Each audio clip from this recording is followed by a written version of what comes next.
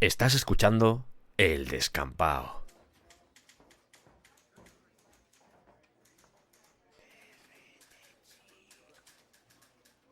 Pues estupendo. ¡Birli Birloque!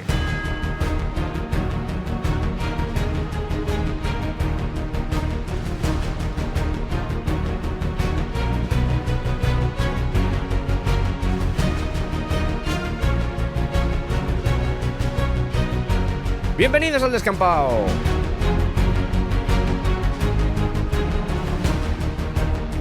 La historia que te traigo hoy está cargada de emoción, de pasión y sobre todo de buena música. Bueno, pues como cualquier programa musical que hace, ¿no? También es verdad, sí. Se la ha pintado como si fuera algo, vamos. Es la historia de un chaval de 19 años que sin saberlo hizo temblar los pilares de la música a principios de los 70 y que además conforma uno de esos relatos de éxito que aún a día de hoy resulta sorprendente y casi increíble. Un disco instrumental, o mejor dicho, el disco instrumental. El que nadie esperaba, el que nadie quería, el que nadie vio venir y el que al final todo el mundo abrazó. Creatividad, talento desbordante, ambición, originalidad, capas de sonido, un creador con un talento único y alguna posesión infernal que otra. Ay, Dios mío. Como ya habrás visto en el título, hoy vamos a desbrozar la tremenda historia del Tubular Bells de Mike Oldfield. El mes que viene se cumplen 50 años de su salida y creo que es una de las primeras veces que me adelanto a este tipo de acontecimientos porque normalmente saco programa después del aniversario, pero esta vez me he adelantado. Así que dejad que lo disfrute durante unos segundos. Madre mía, está disfrutando un montón. La verdad es que tengo muchas ganas de hacer este episodio porque esta música me lleva acompañando desde la infancia, me ha inspirado en innumerables ocasiones. Y contaros lo que aconteció en aquella mansión convertida en estudio de grabación es algo que me produce bastante alegría y bastante gozo. Pero este programa no va a ir solo de eso. Por supuesto vamos a analizar no solo de dónde venía Mike Oldfield, sino también cuál es el origen del álbum, porque vas a ver que este disco, con esas melodías casi extemporáneas, forma parte de un viaje plagado no solo de alegrías, sino también de diversas cuitas, que no solo marcaron el carácter del artista inglés, sino también su forma de crear música. Por todo esto, y como solemos hacer en este tipo de programas, vamos a dividirlo en 3 segmentos. El primero, este que estás a punto de escuchar, dedicado a la historia de Mike Oldfield y al origen del disco. Luego, el segundo y el tercero, en el que desbrozaremos el álbum y te contaré también detalles sobre la portada, su éxito posterior, conciertos y todo lo que se me ocurra. Pues muy bien. Dada la estructura tan peculiar que tiene este álbum, son 2 temas de más de 20 minutos cada uno, mi idea es que todas las anécdotas de la grabación se cuenten ahí y que en este nos centremos más en la parte humana. Y tengo una noticia tremenda. Gracias a un oyente del Descampao, Stage, un abrazo, tengo en mi posesión todas las pistas de los primeros 15 minutos de la primera parte de Tubular Bells. Y créeme, eso es una maravilla. Nos vamos a poder sumergir, gracias a esas pistas, en este milagro sonoro, escuchando cada una de las cosas, cada uno de los instrumentos que grabó Mike Oldfield. Y lo de milagro sonoro lo digo creyendo firmemente en ello. 50 años después, es difícil explicar cómo algo así pudo ser gestado por un chaval de 18 años. Dicho esto, vamos a irnos a los años 50, a Inglaterra, porque esto empieza incontinenti. ¿Se ha meado usted encima o algo? No es eso, no es ¿Seguro eso. que está bien? Más o menos, sí. Pues nada.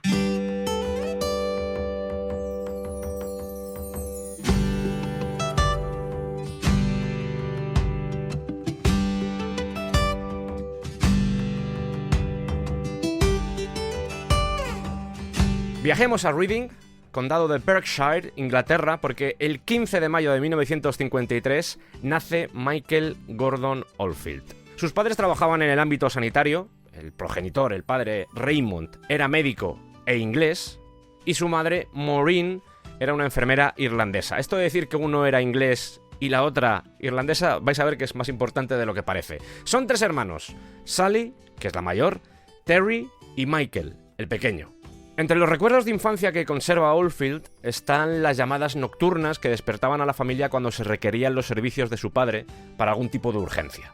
Ya de infante no le gustaba mucho eso de interactuar con otros niños. Vaya. Esto va a ser una constante, pero sí le apasionaba desmontar cosas, por ejemplo televisores, el aeromodelismo y los aviones. Y todo esto último, esta pasión por los aviones, le venía de familia, porque Raymond, su padre, había servido en la Royal Air Force en Egipto durante la Segunda Guerra Mundial.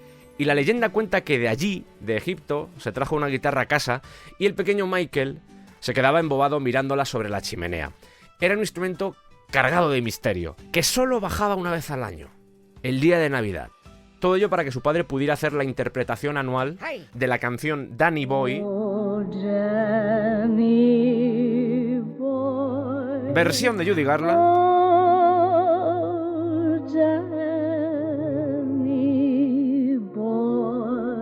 1940.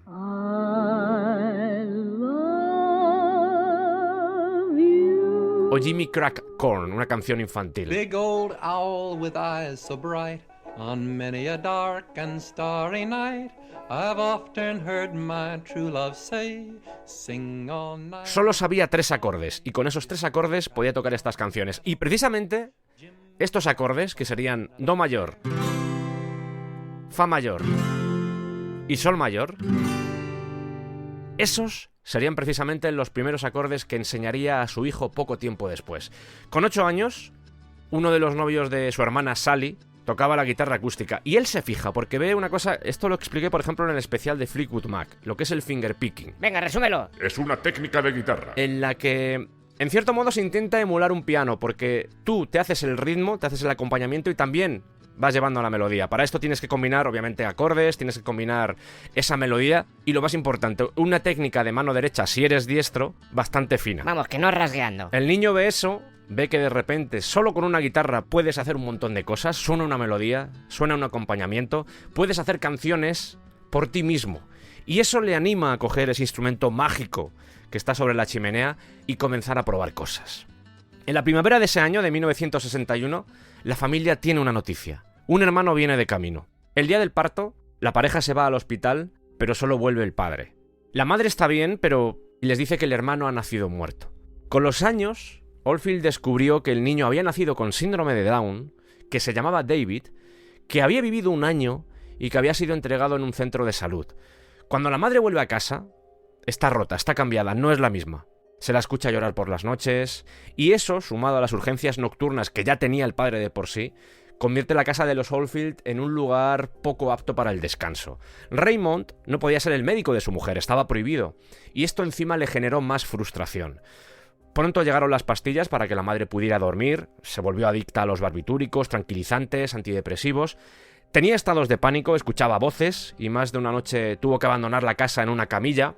De hecho, llegaron a tener hasta un exorcismo en la vivienda, porque ella creía que había algo dentro de esa casa.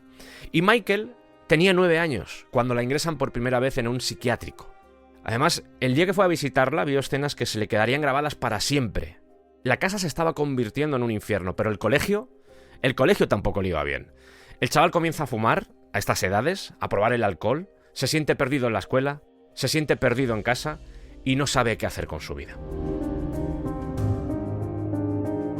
Pero al menos tenía la guitarra de su padre. Había aprendido más acordes, podía hacer más cosas, pero estaba escuchando a guitarristas de folk como Bert Jansch y dice: papá, por favor, cómprame una guitarra acústica. Y el padre Te la compro. le compra una guitarra acústica Echo, con K.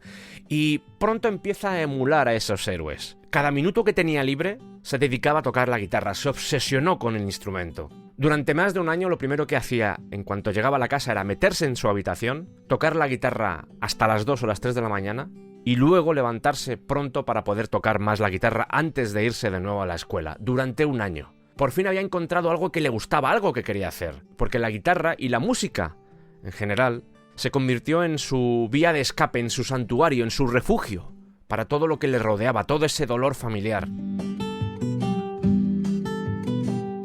Poco a poco, a través de escuchar discos, analizarlos, jugar con la aguja del vinilo para volver a escuchar una parte a ver qué hacía un guitarrista, comienza a improvisar y utilizar todas las técnicas que había aprendido. No me consta que tuviera un profesor, así que deduzco que fue autodidacta. Y esto me lleva a un elemento de la técnica de Mike Oldfield que es bastante peculiar, porque seguramente lo hayas visto.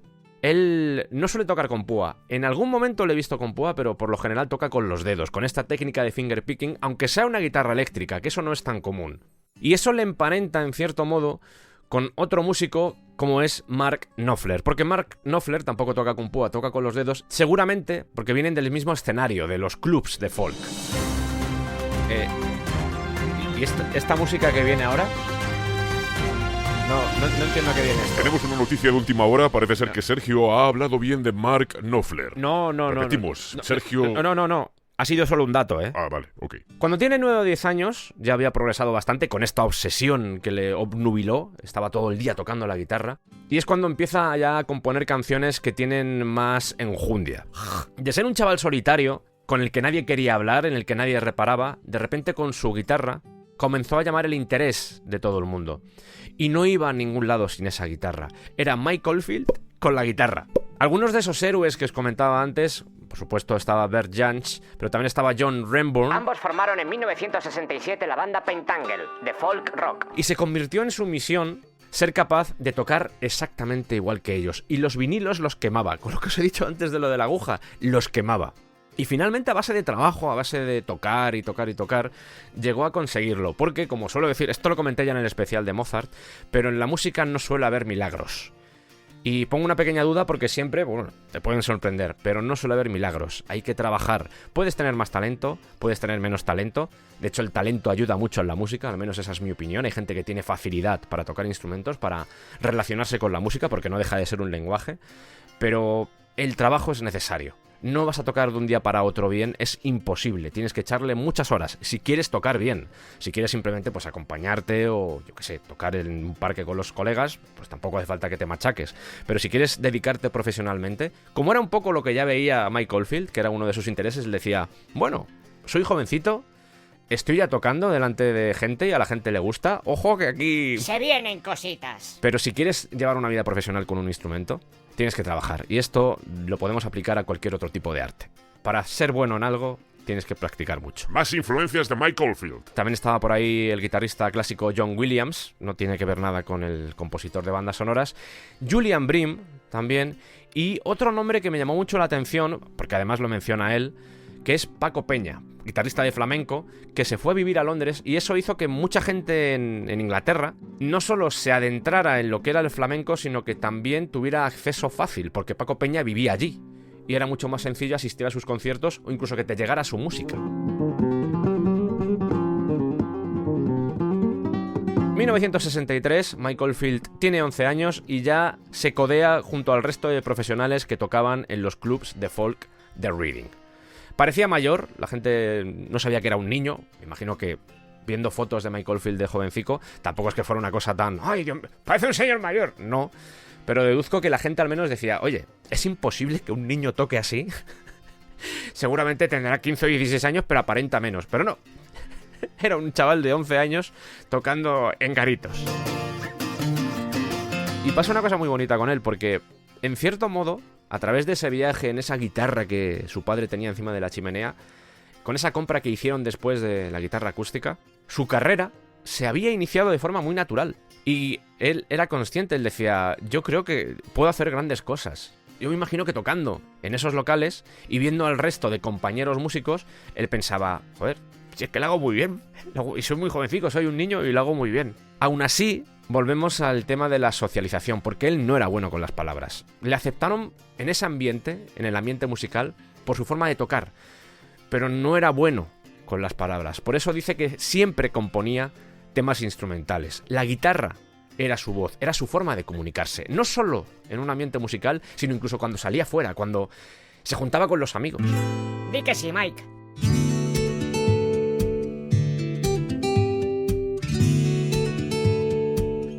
Llega un momento, porque él sí estaba como muy centrado en lo que era la música, en lo que era la guitarra al final, era lo que él analizaba de otros artistas, pero se empieza a fijar también en la música clásica, y esto le marca bastante. Hablaremos después de cuáles fueron sus influencias o qué temas o compositores le marcaron especialmente, pero hubo algo que le llamó bastante la atención de la forma en la que se construía esa música clásica, y es que normalmente en una pieza, en una composición de este tipo, suele empezar con una idea que se va desarrollando en algo diferente. Y él podía ver ese desarrollo. Era joven, sí, pero podía verlo, podía analizar todos los componentes y entendía cómo encajaban entre ellos. Y es más, se llegó a obsesionar con convertirse en un compositor clásico. Por eso empezó a leer sobre las vidas de esos compositores, entender por qué hacían la música que hacían. Y sobre todo, aprender a cómo escribir música. A través de unos libros, que también tengo yo por ahí alguno, ediciones, seguramente, no sé si de esta época, pero puede andar por ahí, de unos libros muy clásicos en inglés que se llaman Teach Yourself, que son muy pequeñitos, pero que te enseñan al mismo tiempo un montón. Yo tengo uno de orquestación que es una maravilla y es súper simple, pero entiendes cómo funciona la orquestación. ¿Es lo mismo que ir a una escuela a aprender? No, pero te ayuda bastante. Y Mike Oldfield utilizó uno para entender cómo funcionaba la notación musical. ¿Veis que poco a poco, ladrillo a ladrillo, se está construyendo no solo una personalidad con sus cosas buenas y sus cosas malas, sino también un músico, un creador? Uno que cuando tocaba la guitarra hallaba un mundo que era mucho mejor que el real. Cuando cerraba los ojos, y esto es una cosa que cuando la leí en su autobiografía me puse un poco los pelos de punta, porque él decía que cuando cerraba los ojos entraba en el mundo de la música y allí estaba con amigos, porque cada instrumento era como un amigo de toda la vida. Por ejemplo, una flauta pequeña era una criatura que estaba flotando, una criatura pequeña que estaba flotando y que tenía buenos sentimientos hacia él. Mientras que un bajo tenía una voz grave, templada. O las guitarras, por ejemplo, las guitarras eléctricas eran entes cabreados, pero al mismo tiempo amistosos. Y las guitarras acústicas eran como más suaves y más acendradas. Y él estaba muy bien allí, estaba muy bien en ese mundo. Era el único sitio en el que estaba feliz, con esa música. Y hasta este momento estábamos hablando de su relación con la guitarra, sobre todo acústica, pero a los 12 es cuando, de nuevo, se pone pesado, le da la brasa al padre y le dice: cómprame una guitarra eléctrica, cómprame una guitarra eléctrica, cómprame una guitarra eléctrica, cómprame una guitarra eléctrica, cómprame una guitarra eléctrica, cómprame una guitarra Soy eléctrica. una farola, maldito niño. Hasta que el padre al final se la compra sin avisarle, además, le da una sorpresa. Ole. Esta guitarra eléctrica sería una Futurama 2 que le costó 8 libras. 8 pounds. Y lo que hace con esta guitarra es adoptar las técnicas que ya había aprendido y que estaba al final aplicando con la acústica en esta nueva guitarra eléctrica que sobre todo le abría las puertas a otro tipo de texturas. Aunque tuviera un ampli un poco de mierda, pero al menos se las abría. Ay, ay, ay. En lo que concierne a su casa, como podéis entender, las cosas no estaban bien porque la madre cada 2 por 3 estaba en el hospital y el padre tenía que hacerse con todo, tenía que cuidar a toda la familia y eso también le empezó a cambiar el carácter. Ese padre que compartía tanto tiempo con él cuando era un niño, con esos aviones, construyendo aviones, de repente empezó a transformarse en otra cosa. La situación llegó a un punto en el que el propio padre intentó suicidarse tomando un montón de tranquilizantes. Casi muere, pero curiosamente fue la madre quien lo cuidó. Y una pregunta resonaba dentro de la cabeza de Mike Oldfield: ¿quién va a cuidar de mí?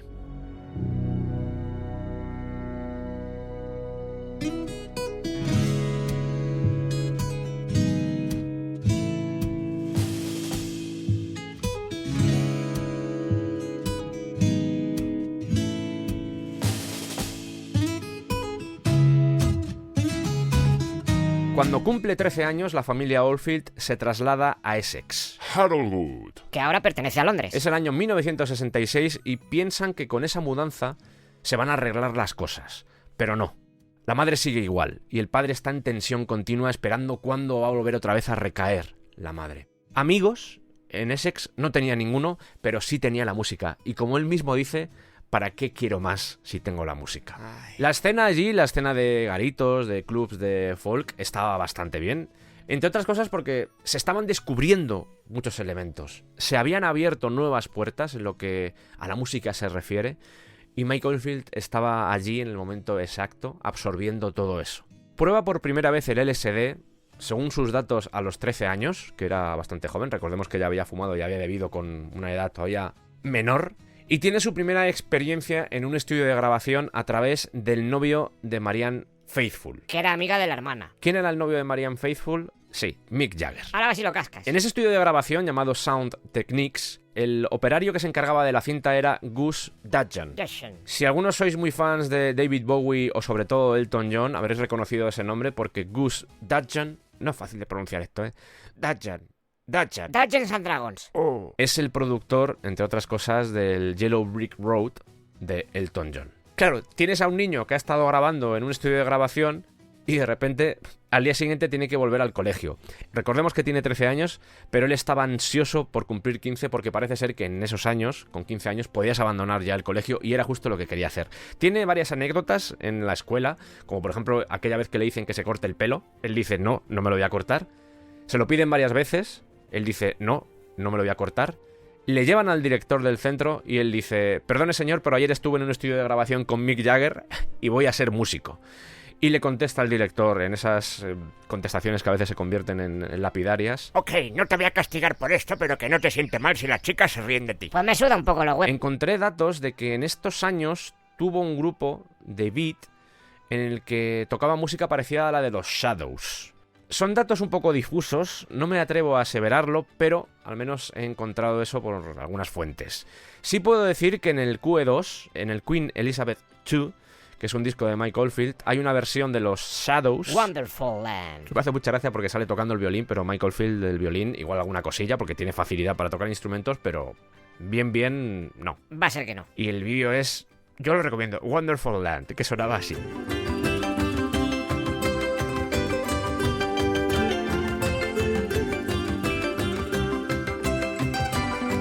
Este sería el tema original de los Shadows.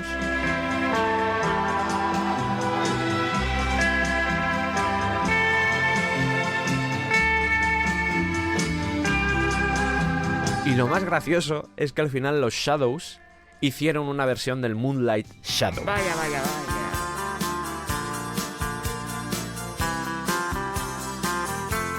Es muy revelador que tus ídolos al final acaben haciendo una versión de una canción tuya. Es bastante curioso.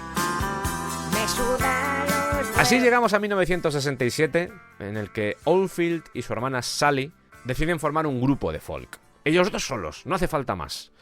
Y con el tiempo, y a base de hacer conciertos, comienzan a ganar bastante exposición en todo lo que es el circuito de clubs de folk. Así que llega un momento en el que Sally se da cuenta de que, oye, a la gente le gusta, ¿y si probamos a grabar un disco? Estupendo. Empieza a recorrer discográficas y encuentra a Transatlantic Records, que eran, entre otros, los de Pentangle. Además, Jansch y John Renbourn también sacarían los discos con esta discográfica. Parece que les gusta, parece que está bien lo que están haciendo. Mike Oldfield señala que en esta época, pues lo normal era directamente, en vez de llevar algún tipo de grabación o algún tipo de demo, lo normal es que fueras con tu guitarra a la oficina del jefe de esa discográfica y directamente tocases las canciones, que eso también está muy bien.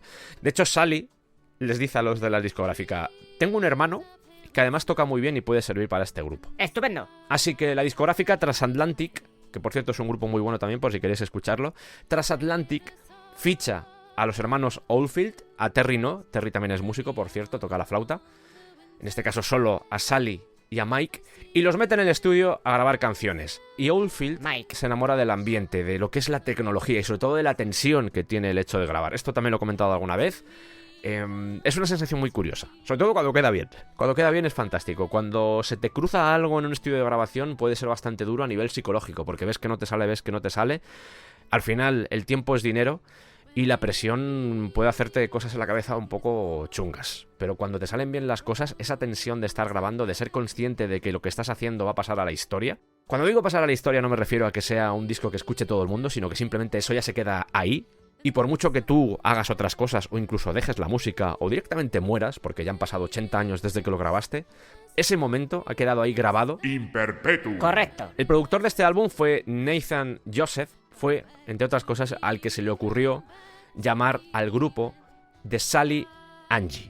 Lo de Sally, por Sally Oldfield, eso está claro, y lo de Angie era por una composición de David Graham, que después haría famosa uno de los héroes de Mike Oldfield, que era Bert Jansch.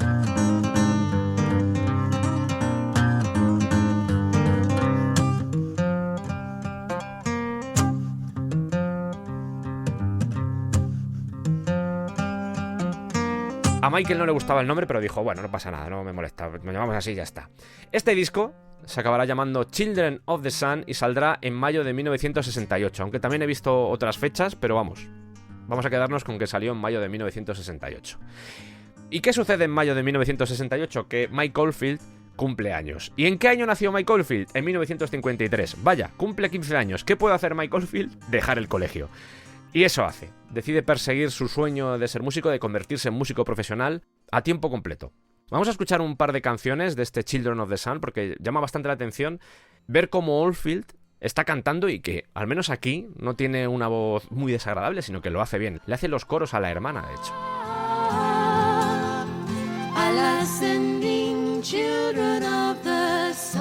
Estos Children of the Sun, hay una flauta y ahora un tabla también, por la derecha. Ahí está. I watch the boats go by as evening colors the sand. The rain. Así nos hacemos una idea de lo que estaban haciendo y sobre todo de las composiciones que estaban realizando no solo Mike Oldfield, sino también su hermana.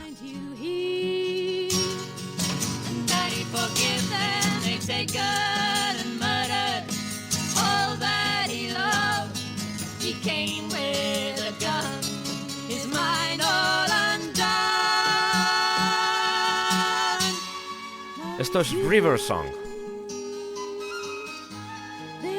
Junto a su hermana comienzan un tour que les lleva fácilmente más de un año dando conciertos, pero se va dando cuenta de que al final es el proyecto de su hermana, no el suyo. Se plantean hacer un segundo álbum, pero él decide centrarse en su propia música y de esta forma termina la historia de Sally Angie.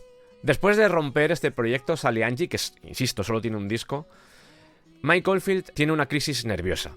Por el camino, en 1969 hace audiciones para convertirse en bajista de Family. No tenía mucha experiencia siendo bajista, pero él se presenta para ser bajista, no hubo suerte y termina al final formando una banda junto a su hermano, junto a Terry Oldfield, que se llamará Barefoot. Él toca la guitarra, a veces canta, tenía algún tema en el que cantaba, y su hermano toca la flauta, como he dicho, y también el bajo. Buscan un batería, dan unos conciertos, parece ser que no muchos, y el grupo al final se disuelve a comienzos de 1970. Por esta época más o menos es cuando recibe una Fender Telecaster que había pertenecido a Mark Bolan y con la que al final grabará Tubular Bells.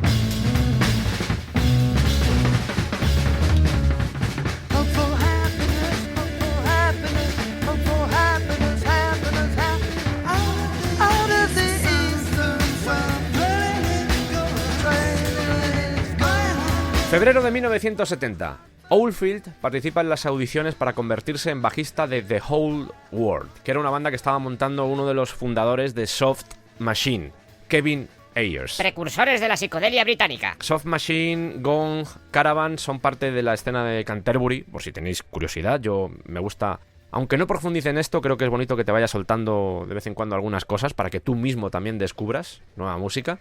Y estas bandas son las clásicas. The Classics. Y este Kevin Ayers, que formaba parte de esos Soft Machine, había grabado un disco en solitario, su primer disco en solitario, que se llamaba Joy of a Toy, y quería una banda para los conciertos.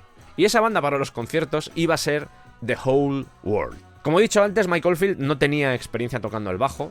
Me imagino que en alguno de los grupos, estudios de grabación, había tenido acceso a ello y sabía cómo funcionaba, pero su forma de tocar va a ser bastante especial. Si escuchamos, por ejemplo, esta canción, este bajo lo toca Mike Oldfield. Y ahora, I just came in off the street, looking for somewhere to eat. el que canta es Kevin Ayers. I find this small cafe. I see a girl, then I say, may I sit and stare at you for a while. Curioso, ¿eh?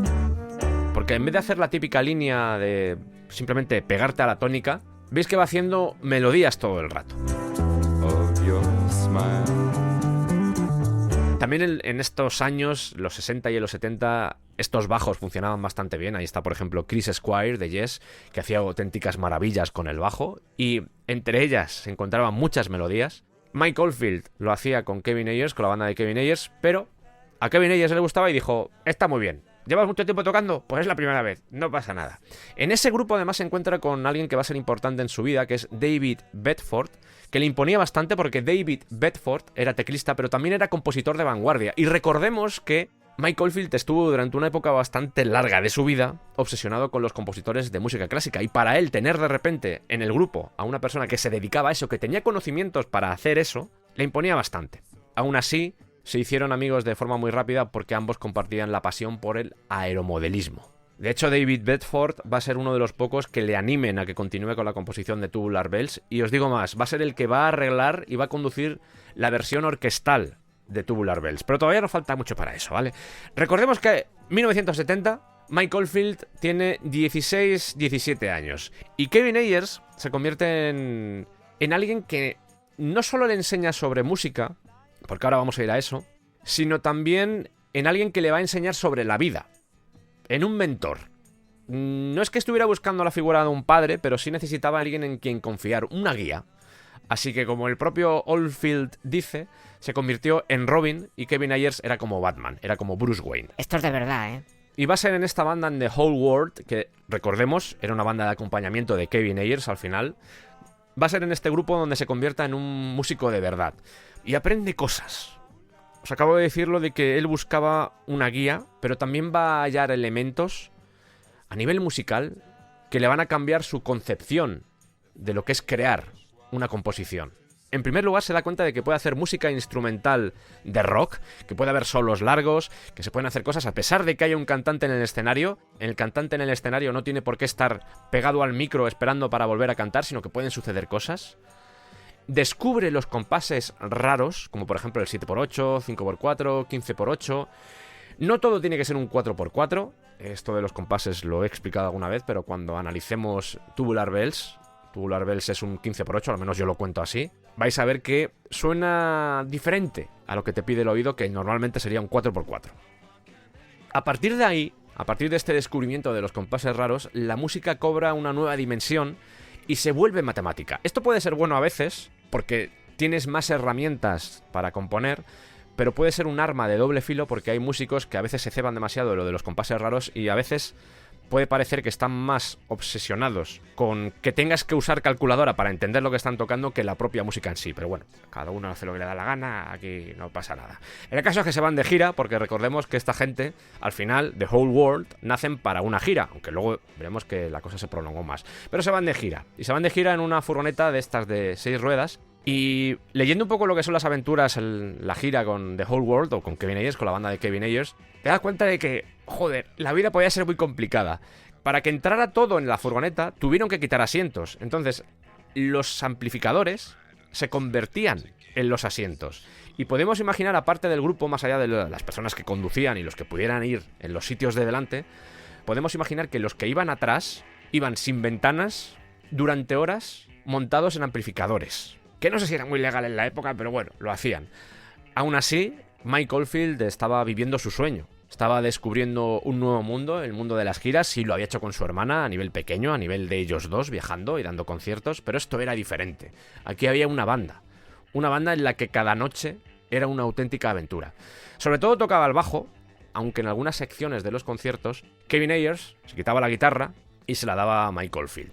A pesar de eso, la mayoría del concierto, él con su bajo y al lado del batería. Y esto le marcó bastante, lo de tocar al lado del batería, porque estuvo al final como 3 años, En realidad son 2, pero él dice 3. dando conciertos con Kevin Ayers, y tenía la batería pegada a él. Le daba dolor de cabeza. También depende del batería, porque sé que estuvo durante una temporada tocando con Robert Wyatt, que era el batería de Soft Machine, pero cuando le tocaba a otros baterías no lo disfrutaba. Y por eso, por ese motivo, entre otras cosas, cuando él empieza a componer, cuando él empieza a hacer canciones, sin ir más lejos, Tubular Bells tiene un momento solo de batería, pero no quiere usar baterías. De hecho, si analizamos los discos posteriores, como puede ser por ejemplo el Oma Down, el Incantations, sin ir más lejos, percusión sí, pero batería tal cual, una batería de rock, como era este caso, poco. En Tubular Bells, recordad que tenemos un momento de batería en The Caveman, esa sección, pero no le gustaba mucho el tema de la batería.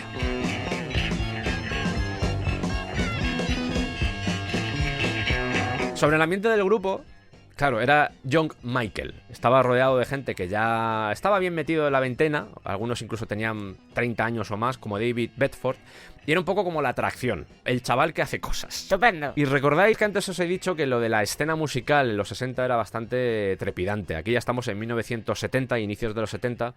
Igual una noche podías compartir escenario con los Wishbone Ash, con los Pink Floyd y con gente como los Centipede, que era una especie de orquesta de jazz progresivo que estaba dirigida por Keith Tippett. Sonaba así.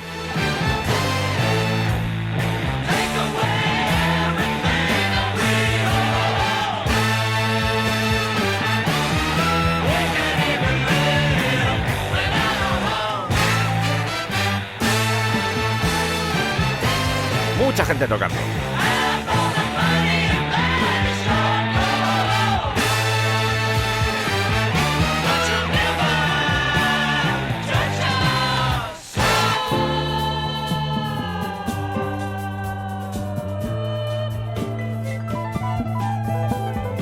De hecho, Robert Fripp de King Crimson es el productor del disco. Y en esta banda también estaban Seinfeld, estaba también Ian MacDonald de King Crimson, gente de Soft Machine, gente de Nucleus e incluso estudiantes de la London School of Music. Mucha gente. Esta pieza que os he puesto pertenece a September Energy, que son 4 temas de 20 minutos. Y estos temas, habéis visto que tienen una sonoridad curiosa, va a ser un punto de partida que va a inspirar a Mike Oldfield a componer un tema instrumental largo con un montón de instrumentos y un montón de cambios. En Centipede había saxo, había percusión, había coros, había guitarras, había de todo. Había de todo. Y él dice, ostras, tengo que hacer algo así, pero si puede ser yo solo. Y esto me lleva a lo que os comentaba antes sobre las... Ya que estamos en este momento de influencias, Centipede fue una influencia potente dentro de lo que es la cosmogonía musical que tendría Mike Oldfield. Pero antes he mencionado todo lo que era la música clásica y creo que es un buen momento para recuperarlo. Porque, por ejemplo, os voy a poner varios ejemplos, que en cierto modo vais a ver que no se parece, no es igual a Tubular Bells, pero en Tubular Bells se pueden encontrar algunos de los elementos que os voy a citar ahora y que os voy a poner, os voy a mostrar las canciones, para que veáis que Tubular Bells respira esta música, aunque no sea exactamente igual, pero está ahí.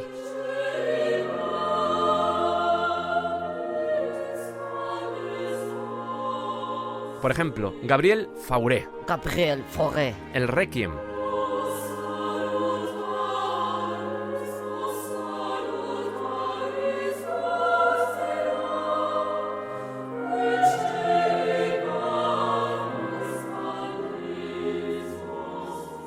En la escuela le ponían Beethoven y Bach, él había tenido acceso a eso, pero este Requiem le gustaba mucho por las voces, porque, como va a demostrar después en su carrera, él amaba a las soprano, le gusta mucho esa sonoridad.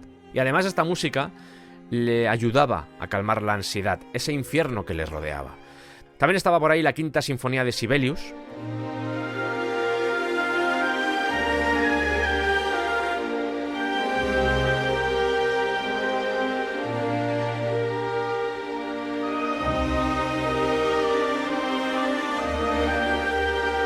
Que a él le recordaba a bosques, a montañas, y que le daba una enorme sensación de movimiento y de espacio.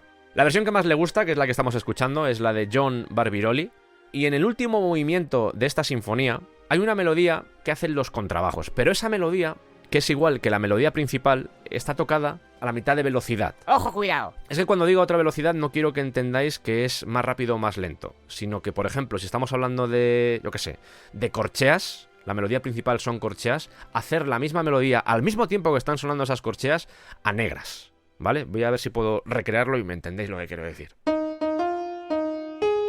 ¿Esto es un tema que acabo de componer? No, ya sé que no. Son corcheas negras y alguna blanca. Y ahora meto el bajo. El bajo es la misma melodía, pero en vez de utilizar corcheas negras y blancas, estoy utilizando negras, blancas y redondas. Lo vuelvo a poner.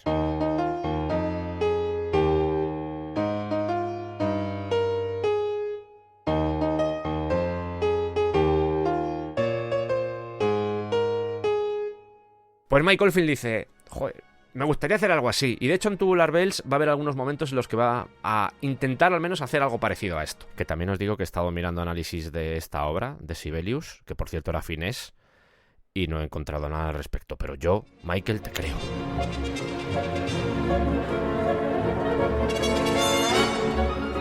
Batman. No.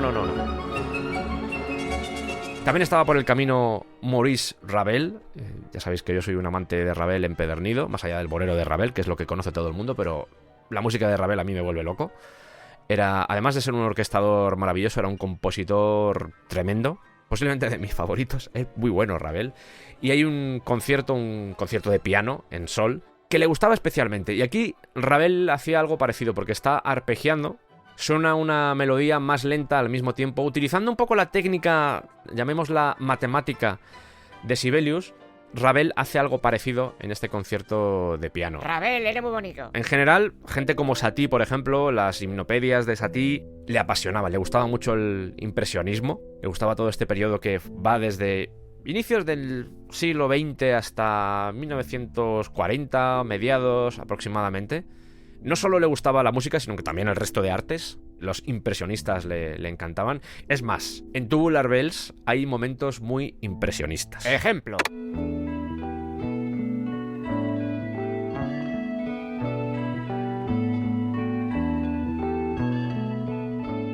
Y por supuesto, gente como Mahler, la sinfonía número 5 de Mahler, porque al igual que en Tubular Bells tenemos momentos que son impresionistas, también tenemos momentos que son muy oscuros. Y parte de esa oscuridad, de esa música entenebrecida, parte de aquí.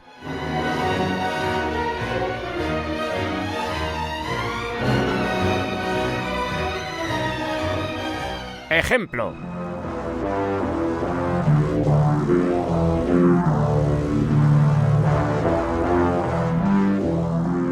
Y finalmente, porque tampoco quiero aquí hacer un... Aquí poniendo música clásica todo el rato, venga. Hemos venido a escuchar a Mike Oldfield. Pues no habéis venido a eso. Hay un compositor que se llamaba Terry Riley, que en 1969, era un compositor experimental, ¿vale? En 1969 saca un disco que se llama A Rainbow in Curved Air, que por cierto, quiero recordar que sale en el GTA 4, pero esto ya son cosas de mi cabeza que puedo estar equivocado. Lo que hace Riley en ese disco es tocar todos los instrumentos y usa loops, es decir, repeticiones. Vamos a poner un poco de ese disco.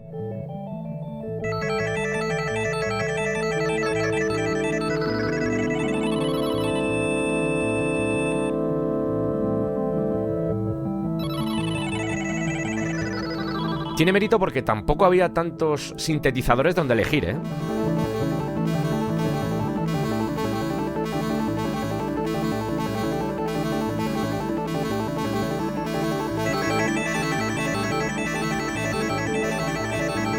Y quedaos con esto de la repetición, porque esto de la repetición va a ser importante para lo que va a ser el proceso compositivo de Mike Oldfield a la hora de abordar Tubular Bells. De hecho, es posible que te hayas dado cuenta de que, anda, no es Tubular Bells, pero me ha recordado, aunque sea indirectamente.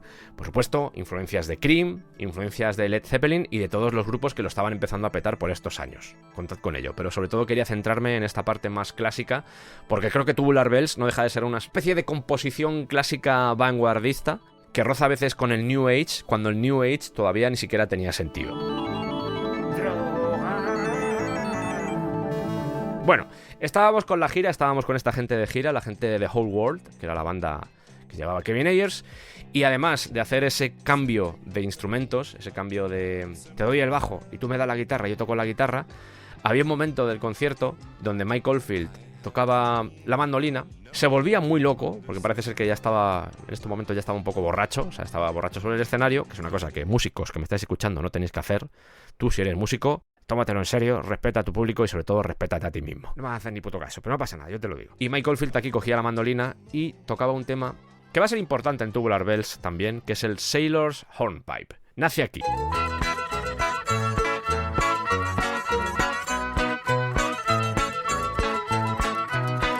Con todos estos conciertos, con esta gira, Mike Oldfield llega a un punto, porque todavía estaba viviendo con los padres, llega un momento en el que se muda con su novia a un piso en Pimlico, Centro de Londres. y allí comparte espacio con bastante gente.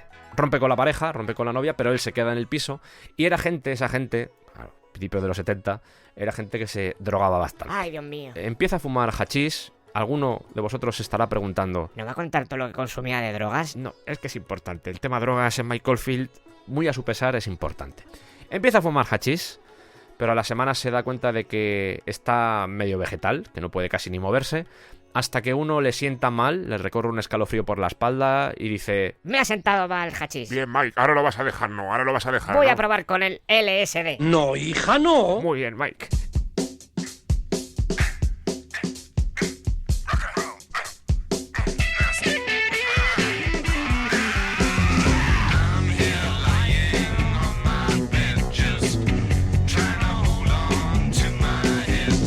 Había funcionado también el grupo durante la gira con Kevin Ayers, Aunque también depende a quién le preguntes. que les dice, mi siguiente disco en solitario quiero grabarlo con vosotros. Así que vamos a preparar lo que va a ser ese disco, que se va a llamar Shooting at the Moon de 1970, y de hecho si veis la portada veréis que aparece The Whole World, cosa que en el primero y en el tercero no lo pone, en este sí.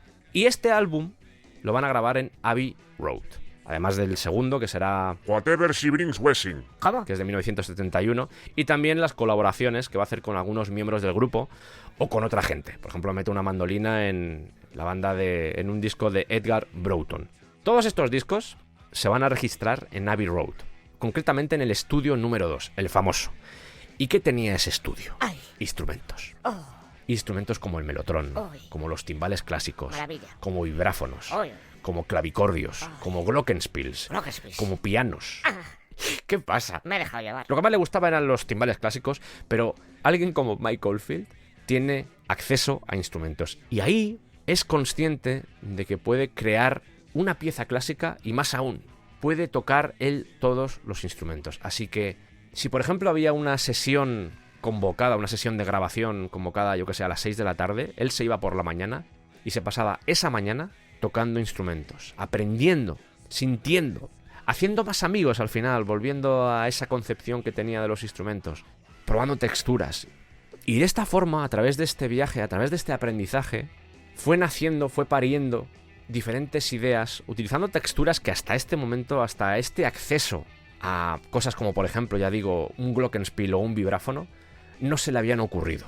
Y estas ideas musicales que va a parir en ese estudio número 2 de Abbey Road, eso va a ser lo que hará que al final acabe tocando tantos instrumentos en Tubular Bells. De hecho, más o menos por esa época existía el rumor de que Paul McCartney, que estaba en el estudio número 1, estaba realizando algo parecido. Es decir, que estaba grabando él todos los instrumentos, la batería, los teclados, el bajo, la guitarra, todo. Él no pudo constatarlo, lo intentó alguna vez, se asomó, intentó colarse, pero no hubo suerte. Me imagino que el acceso a Paul McCartney en 1970 tenía que ser complicado, pero fue lo que hizo que se convirtiera en la gran misión de su vida. Tocar todos los instrumentos, hacer yo un disco solo, sin necesidad de nadie. Porque mejor que él, yo creo que nadie podría haber plasmado lo que sería después Tubular Bells. Estoy seguro de ello.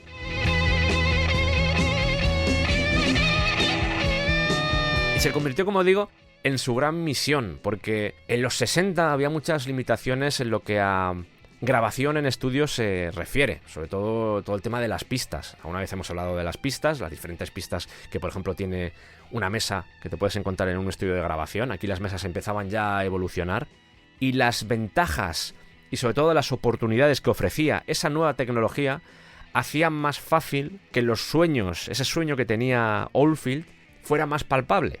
Imaginaos, yo quiero grabar todos los instrumentos, pero igual la técnica no me lo permite, pero aquí ya sí te permitía hacer ese tipo de cosas. Te permitía grabar una pista, luego otra pista y al final establecer un sistema de capas. De hecho, sin ir más lejos, los Beatles o Brian Wilson de los Beach Boys ya estaban investigando con todo esto. También andaba por ahí Phil Spector, pero Mike Oldfield se da cuenta de que ahora puedo hacerlo y lo quiero hacer. Y sobre todo, y esta es una parte, veis que más o menos en algunos momentos, mientras estaba leyendo lo que es la autobiografía de Mike Oldfield, hubo momentos donde, no voy a decir que me emocioné, pero que sí me gustó mucho lo que estaba diciendo, porque él quería expresar sus sentimientos a través de la música, y hasta ahí está bien. Ya fueran paisajes, imágenes, amor, furia, odio, pero también quería hacer algo diferente a lo que hacía el resto. No hacer la típica escala de blues que hacía todo el mundo, no convertirlo en jazz, sino crear algo nuevo. Y como veremos, en realidad lo que estaba haciendo Mike Oldfield no es que fuera nuevo per se, pero la forma de acometerlo sí era nueva. ¿Por qué digo esto? Porque hay influencias de música clásica muy palpables, influencia incluso de lo que hacía con Kevin Ayers. Está todo ahí, pero su pretensión era crear algo diferente. Y eso yo lo respeto un montón, porque además le salió bien la jugada. Hay veces que la gente intenta crear algo diferente y no funciona. A él le salió bien. Pero vamos a ver qué le costó. Que no fue fácil, así que tampoco no flipemos.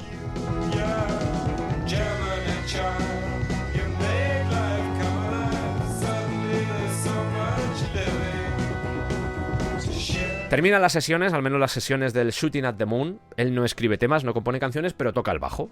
Y es estupendo. Y con la banda no es que esté mal, a pesar de lo de John Michael, que le tocaba bastante las narices, pero con el tiempo empieza a cansarse. Empieza a cansarse porque se da cuenta de que no le respetan, no le escuchan, él intenta aportar, tiene muchas ideas, tiene mucha música dentro, y llega un punto en el que se frustra. Y comenta que es posible que se pusiera a componer Tubular Bells porque quería impresionarlos y demostrarles que realmente podía hacer muy buena música.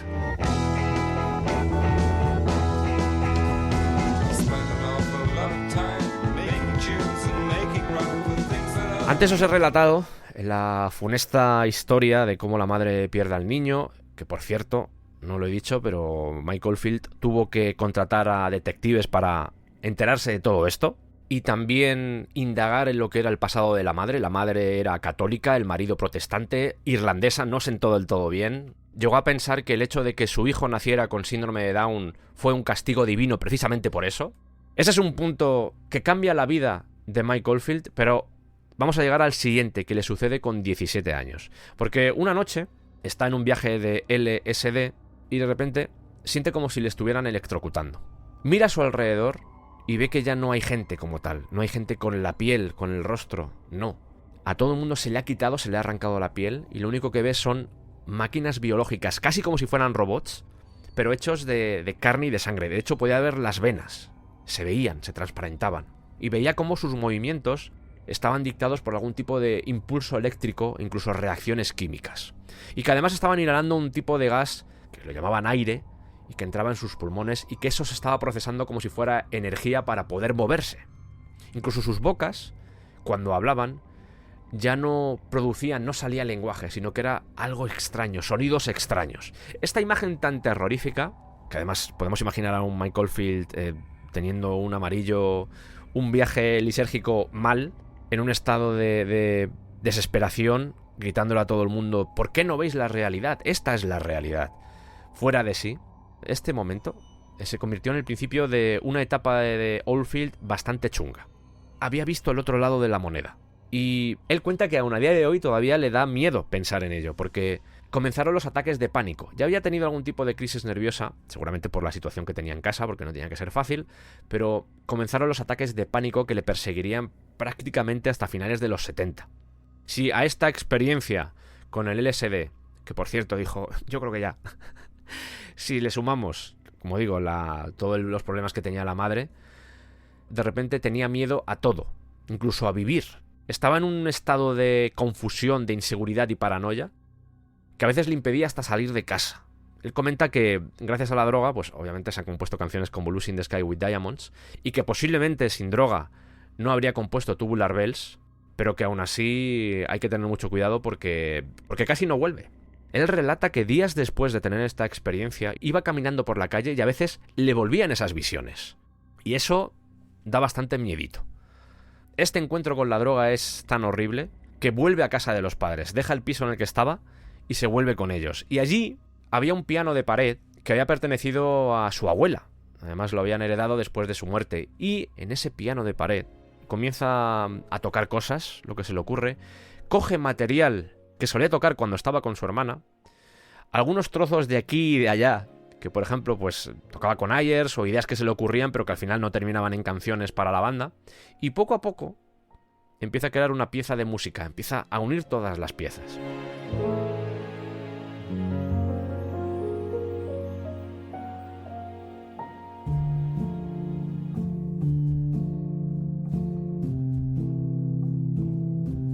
Estaba muy deprimido y esta música que va a componer, entre otras cosas, con el piano de su abuela, va a generar un nuevo espacio alternativo, una nueva realidad en la que poder vivir y no sentir ese dolor.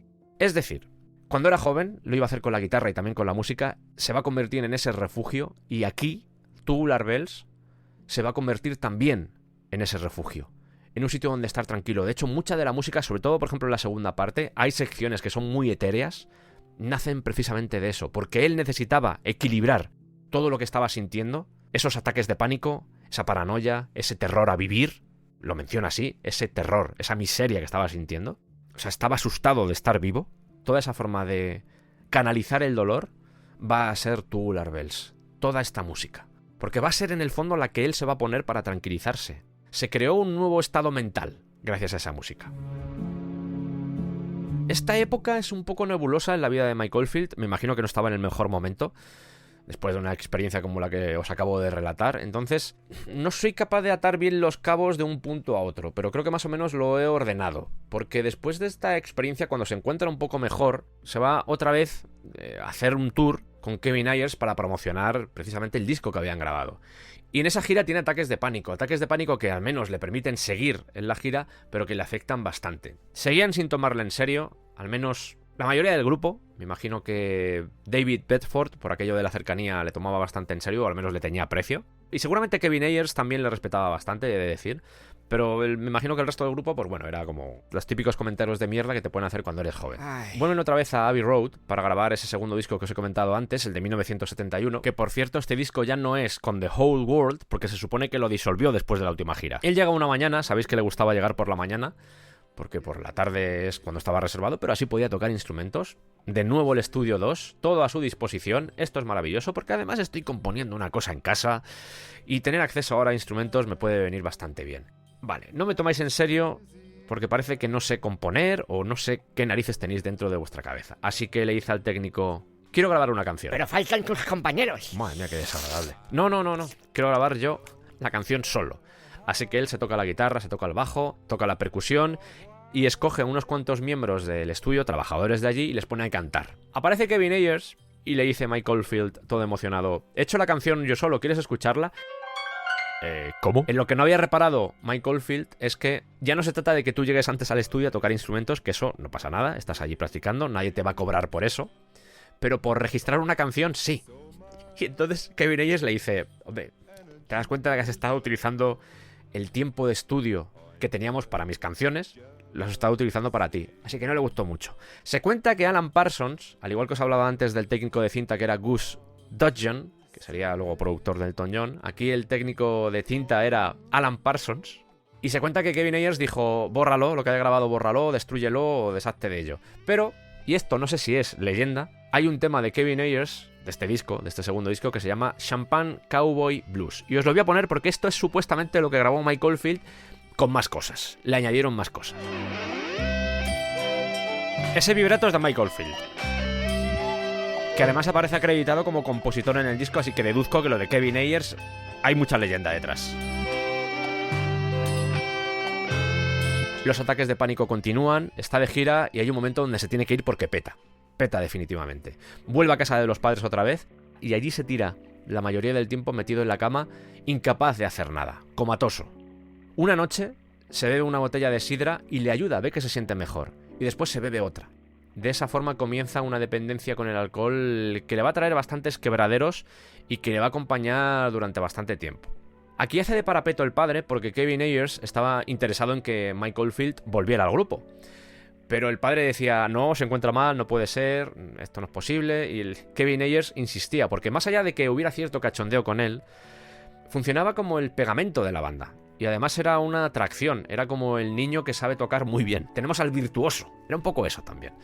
Llegado el punto, el padre se va de casa, está desesperado, no aguanta más a la mujer, se va de casa y deja a Mike Oldfield con su madre. Los hermanos estaban por ahí, claro. Y Kevin Ayers, no sé si es que se entera, pero al menos el orden de los acontecimientos parece este, va a casa de Mike Oldfield y le dice: yo quiero que vuelvas al grupo. ¿Qué tengo que darte, qué tengo que hacer para que vuelvas? Y Mike Oldfield, a pesar de que tenía estados de pánico y estaba así un poco regulero, dice: quiero que os vistáis todos de plátano. No dice eso. Lo intenta. Dice: quiero hacer arreglos y además quiero meter canciones mías, quiero componer para el grupo. Y además quiero tocar la guitarra. Así que busca un bajista y un batería nuevos y venga. Y Kevin Ayers, para sorpresa del propio Oldfield, le dice: venga, hacemos una cosa. Me parece bien. Yo sé que estás aquí con tu madre y eso, pero ¿por qué no te vienes conmigo? Porque vamos a alquilar una casa, todos los del grupo, o al menos algunos del grupo, y podemos vivir todos allí. Yo cocino, tú te encargas de otra cosa y me pagas a través de, yo qué sé, de limpiar o ya vemos, ¿vale? Pero tú te vienes con nosotros y vivimos todos juntos. Y dice: estupendo. Y de esta forma se van a la casa de Westbourne Gardens en Tottenham, cerca de Seven Sisters, para los que conozcáis Londres. Y además Seven Sisters es un poco, no voy a decir gueto español, pero hay muchos españoles en Seven Sisters. Oh my, I really try, but I just don't get anywhere. Yeah, you might say it only seems that way, and I could find something every. Empezó con muchas ganas, Mike arreglaba cosas, les decía lo que había que tocar, pero como que a ellos no les gustaba mucho. No les gustaba recibir órdenes de Mike Oldfield. No sé si aquí se junta el hecho de que esos problemas de socialización a la hora de llevar actividades de este tipo, a no ser que seas tú el que paga, la gente se te puede revelar bastante. Tienes que tener mucho tacto a la hora de dirigirte a algunos músicos porque entran en los temas de ego, mil historias. Y en este caso, que un chaval más joven que tú viniera a darte órdenes, en cierto modo, seguramente no le sentaba del todo bien. En vez de pensar en que lo más importante era la música en sí, pero os lo digo porque yo me he encontrado unas cuantas veces con este tipo de actitudes. Y bueno, si tiras de diplomacia o explicas bien las cosas, pues al final la gente suele decir, vale, tienes razón.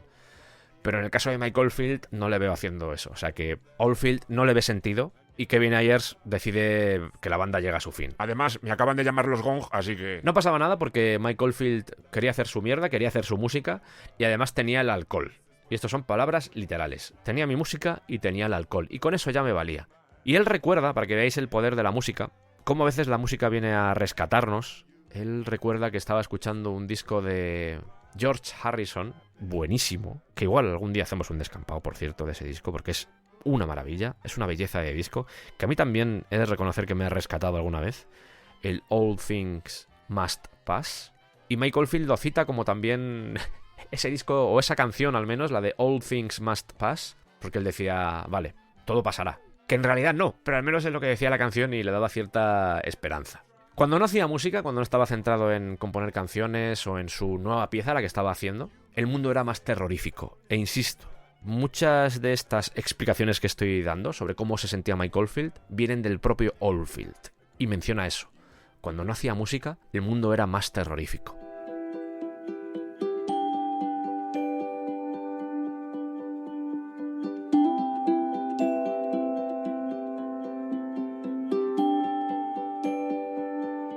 Kevin Ayers había deshecho ya el grupo, pero también se va de la casa de Tottenham y le deja a Mike Oldfield una grabadora para que haga demos, para que pueda registrar lo que está componiendo. No sé qué estás haciendo exactamente, Mike, pero bueno, yo te lo dejo aquí y puedes hacer lo que quieras. Es una grabadora de 2 pistas, Bang & Olufsen. También tenía la farfisa, un órgano farfisa que suena así,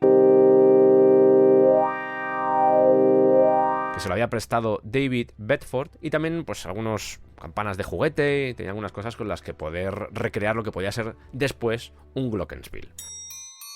Qué bonito el arbolico.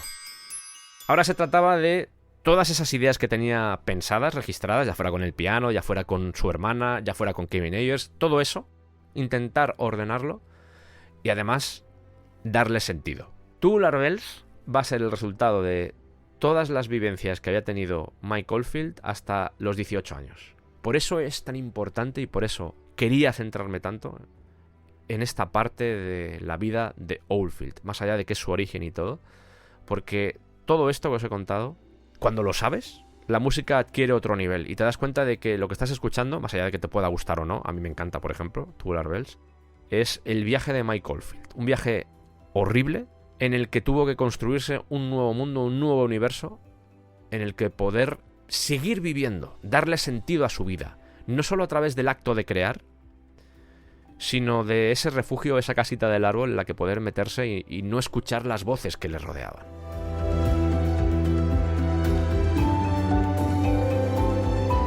Os he mencionado que con Kevin Ayers, con la banda, con The Whole World, aprendió, por ejemplo, lo de los compases raros, compases de amalgama, 7x4, todas esas cosas.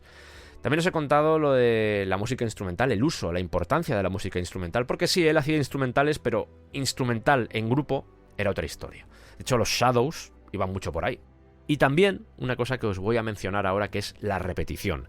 Ya se había dado cuenta con el disco de Riley, que os he puesto antes, que sonaba parecido a Tubular Bells, que lo de la repetición era importante, pero Kevin Ayers también machacaba mucho en ese tema. De hecho, los Soft Machine tienen una canción que se llama We Did It Again, que es esto.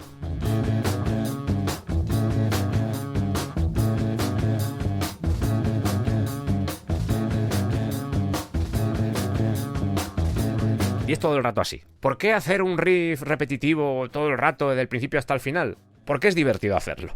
Eso es lo que le decía a Kevin Ayers de su etapa en Soft Machine. ¿Por qué? Porque es divertido hacerlo. Así que no pasa nada, no tengas miedo a repetir, porque al final pueden salir cosas curiosas, sobre todo porque la repetición a veces te puede llevar a sitios diferentes, que es un poco lo que sucede escuchando lo de Riley. La música se transforma en una especie de mantra musical, pero un mantra en definitiva.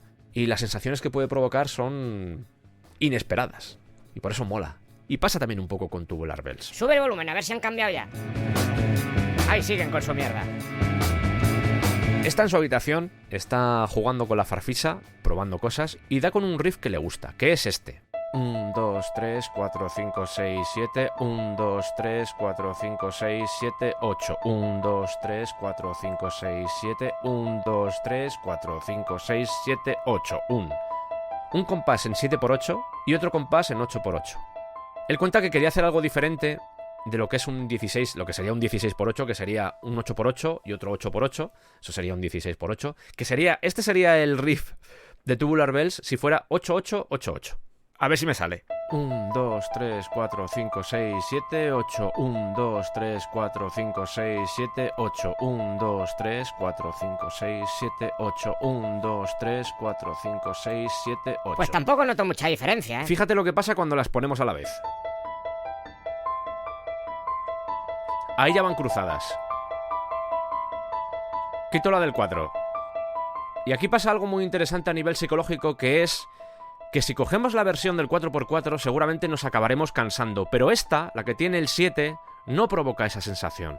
Porque aunque no sepamos de música, estamos buscando continuamente el 1, un sitio donde agarrarnos. Insisto, aunque no sepas de música. ¡Ay! Y esa repetición, porque empieza con repetición, tarda en desarrollarse lo que es el tema central de Tubular Bells, más allá de ese piano con el que comienza, esa repetición va a hacer que se produzca una atracción, un interés, que será, entre otras cosas, lo que sirva para la banda sonora del Exorcista. Pero insisto, no nos adelantemos.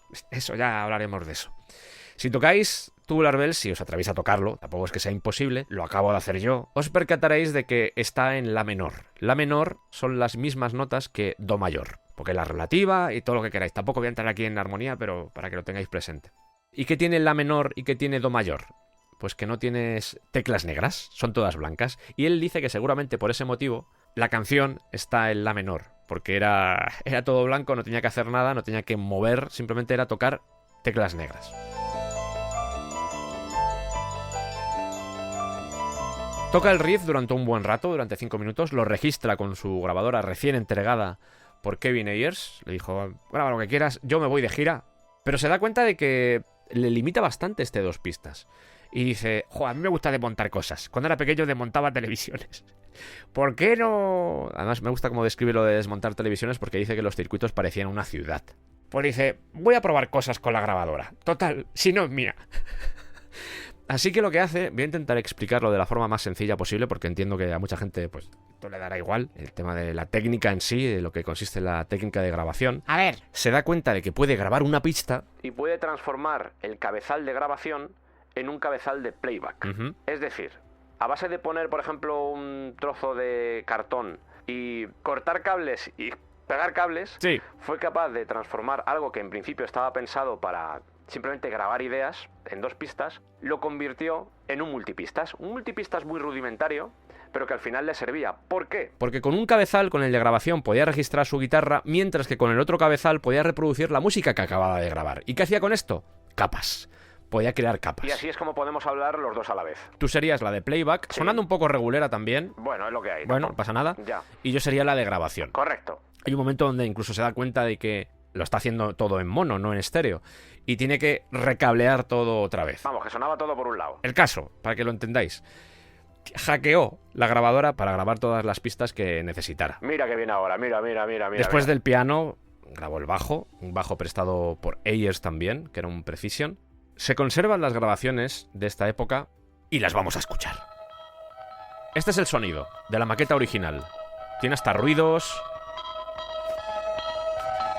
Lo de la izquierda sería la farfisa y lo de la derecha el árbol de campanas que tenía.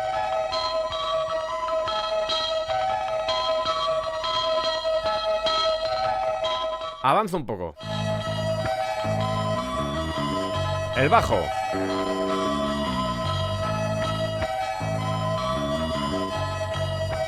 Me gusta cómo para las notas. Ahí meto un golpe, si lo escucháis.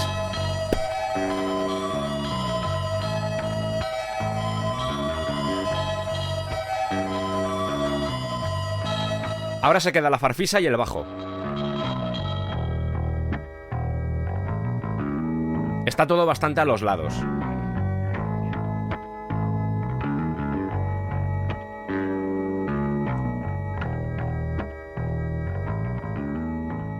Hay secciones que luego no están en la versión final. Hay tensión buena.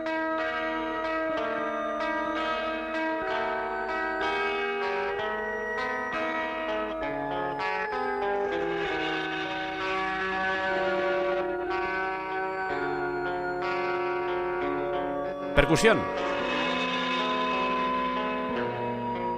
Esto podía ser un pre-Caveman.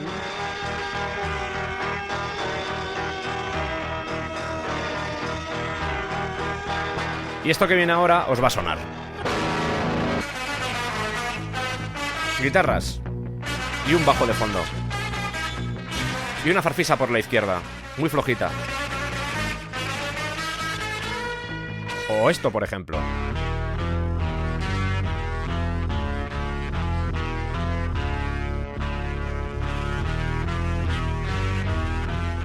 Igual es porque me gusta mucho el disco y, claro, me dejo llevar, pero a mí esto, escucharlo así en este estado tan primigenio, me emociona un poco, porque luego ves la evolución, el resultado final y... no sé.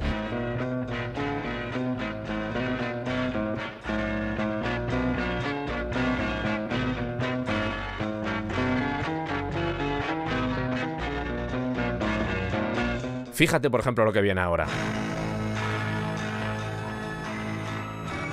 Oh, mamá.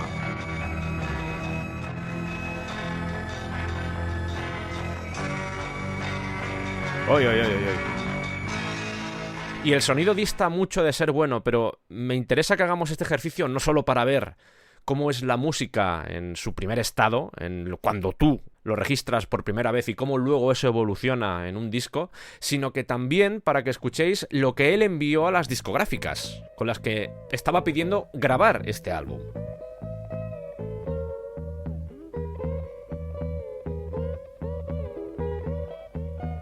Y como se suele decir, en su cabeza tenía sentido.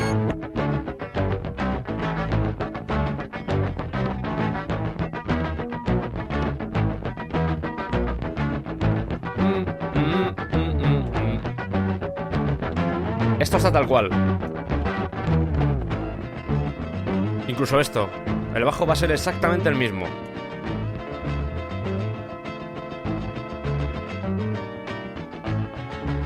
Con los pocos instrumentos que tenía estaba haciendo un milagro casi.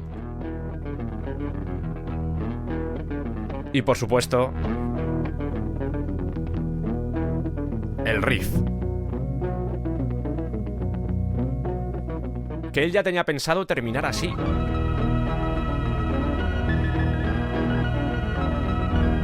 Una guitarra acelerada para que parezca que es una mandolina.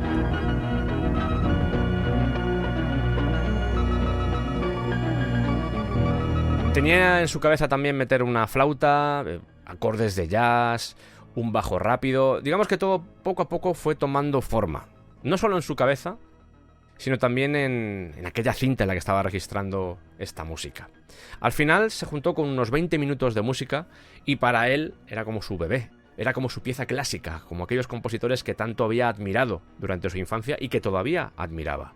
De hecho, por ese motivo seguramente lo llamó Opus One, que más allá de ser, como os digo, una pieza musical en la que pasaban muchas cosas y que había registrado con esa grabadora que, por cierto, al final le devolvió a Kevin Ayers, colocó todo donde estaba, recableó todo donde estaba, para que veáis que el tío era un manitas, o sea, le gustaba mucho lo que era la tecnología. Se la devolvió luego a Kevin Ayers y Kevin Ayers nunca se quejó, o sea, no dijo, oye... Esto no estaba así, ¿eh? Pero como os digo, más allá de registrar toda esta música, era una composición en la que se podía olvidar de esos ataques de pánico. La había creado para él mismo al final. Sí, obviamente, vamos a ver cómo después intenta vender esta demo a todo el mundo, pero más allá de eso es una música que compuso para él. Que eso es importante también como compositor, creo que es vital. También depende de cuál sea tu trabajo. Si te contratan para componer, por ejemplo, para otro artista, entiendo que ahí tienes que pensar también en ese otro artista, pero cuando compones canciones tienes que satisfacértelo primero a ti. Cuando haces un podcast tienes que satisfacerte primero a ti. En general tienes que satisfacerte, no penséis mal, guarro, que siempre estás pensando guarrerías. Vaya. Tienes que ser consciente y te tiene que gustar lo que estás haciendo. Creo que eso es muy importante, porque si no el acto creativo en sí deja de tener sentido. Además de esta demo, además de registrar lo que serían estos 20 minutos de música, también grabó algunos trozos que luego acabarían o se reformularían en lo que iba a ser la versión final del Tubular Bells, pero dentro de lo que cabe, en su cabeza, en esta grabadora y en un bloc de notas que llevaba consigo, comenzaba a tener todo bastante organizado. Cuándo tenía que entrar, qué instrumentos más o menos tenía que haber, qué instrumentación, qué textura necesitaba, y sobre todo, portaba la sensación de que lo único que necesitaba era un estudio de grabación y los instrumentos, porque tenía la habilidad para hacerlo, sabía que era capaz de hacerlo, pero solo necesitaba una oportunidad.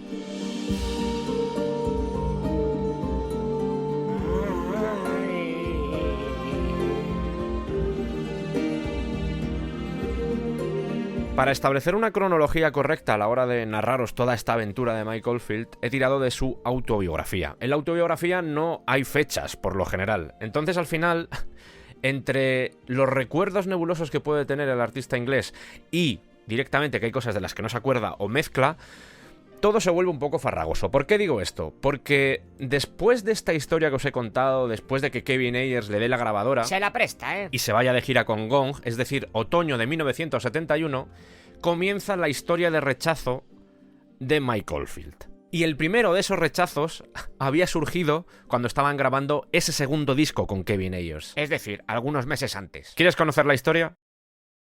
Es que no hay nadie para contestar, no se da cuenta. Cierto. Está ilusionado. Mike Oldfield ha grabado sus demos, tiene sus demos en una cinta y, oye, está orgulloso de ello. Dice, en mi pieza, yo he hecho aquí una pieza clásica, me podéis comer todos el Así que cuando va a estas sesiones de Abbey Road, Pete Jenner está allí, está produciendo el disco de nuevo y le dice, oye, ¿te importa que escuchemos un momento mis demos? Las he estado grabando, tengo mucha ilusión, me gusta mucho, no me rompáis el corazón, por favor. Escuchan esta demo, escuchan esta... que es el inicio de Tubular Bells, y hay silencio. No parece que les haya gustado demasiado. La única persona que le dice que le ha gustado es David Bedford.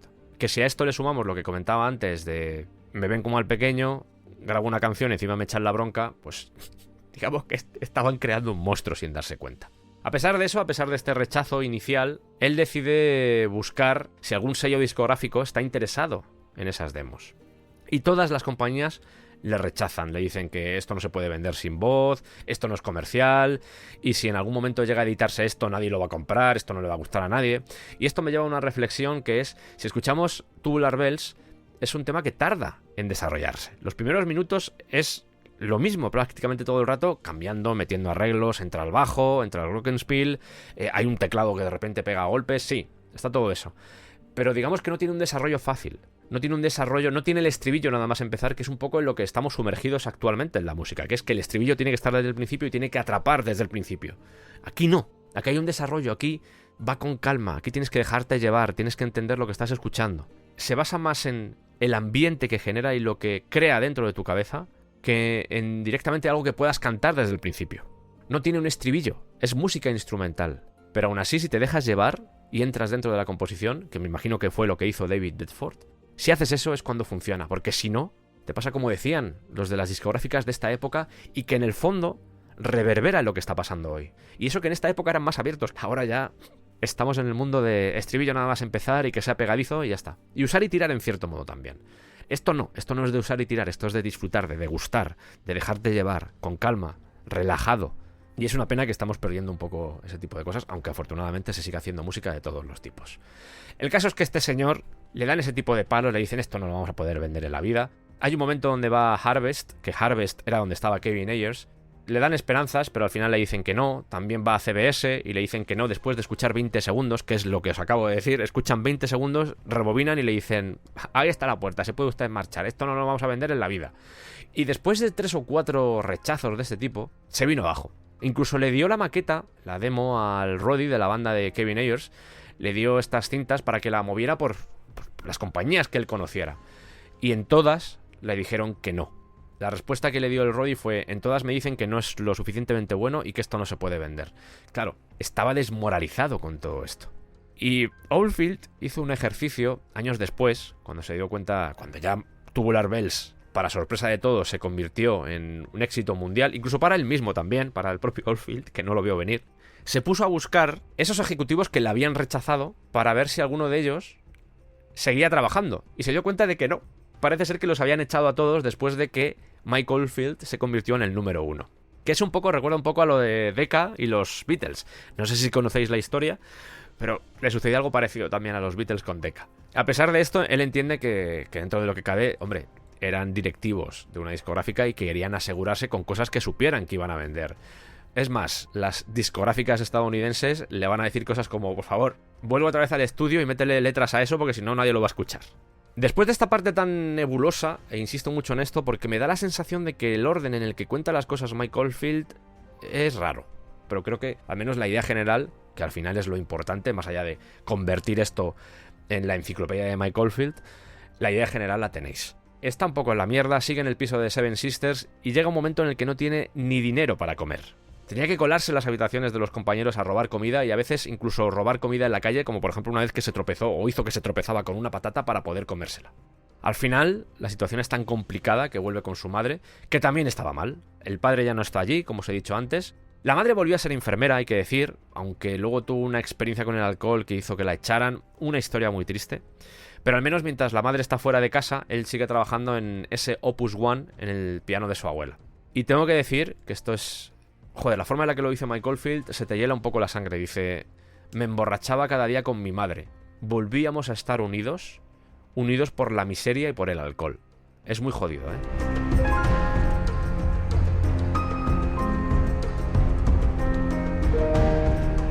Con el tiempo le sale un trabajo con Alex Harvey. Alex Harvey está buscando un guitarrista sustituto para el musical de Hair, que por aquella época estaba en el Shaftesbury Hostia, me ha bañado. Theatre, en el West End de Londres, con el que al menos iba a ganar 5 libras por noche. Era la producción original, donde se había estrenado por primera vez, ahí estaba, el musical de Hair, y desde el primer momento no encajó bien con el resto de músicos, porque cuando tú tocas en un musical va todo bastante medido, vas con tu partitura y tienes que tocar siempre lo mismo, porque ya no es una banda en la que puedan suceder cosas o pueda haber improvisaciones, sino que tienes a unos cantantes, a unos bailarines y al resto de músicos que dependen un poco de que todo sea siempre lo mismo, porque hay cosas muchas, hay coreografías, y si empiezas a hacer cosas raras, van a pasar cosas raras. Y fue un poco lo que le sucedió a Mike Oldfield, porque en la canción Let the Sunshine In, que es esta de aquí,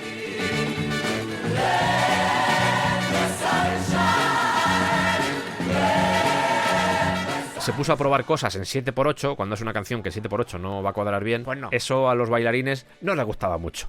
Ni a los bailarines, ni a la sección de metales. De hecho, la sección de metales fue la que más se rebeló y dijo, o echáis a este tío o nos vamos nosotros.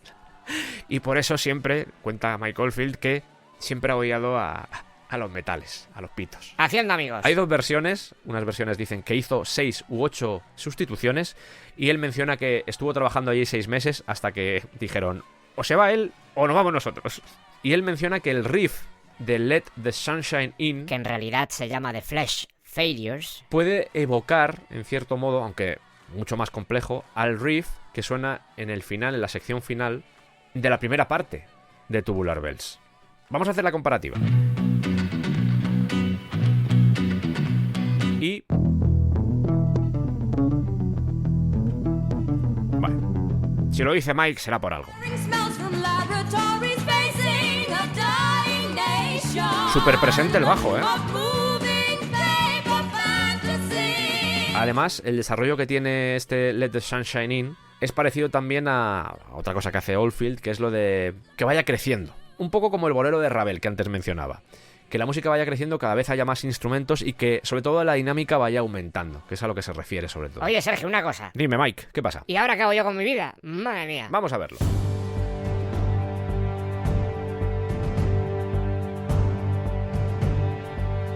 Hostia, música de gladiadores, pero... Tranquilo. No. Ah, vale. Afortunadamente le llega una oferta de trabajo. La banda de Arthur Lewis necesita bajista. Saben que Mike Oldfield está libre porque ya no está trabajando con Kevin Ayers. Así que mandan al Roddy a la casa de Mike Oldfield, a la casa en la que vivía con su madre. En un castillo. Y le depositan en una mansión maravillosa. Nunca había visto nada así. Estamos en septiembre de 1971. Nota del director para frikis, pues de gente que está así mal como el propio director. Supuestamente Kevin Ayers se une a los Gong en la primera gira que hacen por Inglaterra y esto es en otoño de 1971. Si ahí es cuando le deja la grabadora a Mike Oldfield, tuvo que ser cuando terminaron las sesiones de grabación del Whatever She Brings Wessing, que terminaron en agosto de 1971. Si partimos de la base de que Mike Oldfield enseñó esa maqueta a sus compañeros mientras estaban grabando, deduzco que Kevin Ayers le entregó la grabadora bastante antes de irse de gira con los Gong. Dato random, pero me gusta entender las cosas. No te hagas más daño, Sergio, de verdad. La mansión. Una mansión en la que hay cocinero, hay limpieza, jardineros, hay mucha gente. Incluso todavía se escuchan golpes de martillo en la lejanía, porque parece ser que están montando un estudio de grabación en lo que antiguamente era una pista de squash. Y allí, en esa mansión, conoce a dos técnicos de sonido, que son Simon Hayworth y Tom Newman. Toma campana tubular. Y posiblemente sin ambos, Tubular Bells habría sido algo diferente. Tom Newman había buscado suerte siendo músico, también artista, antes de caer en todo este mundo de la producción y la ingeniería musical.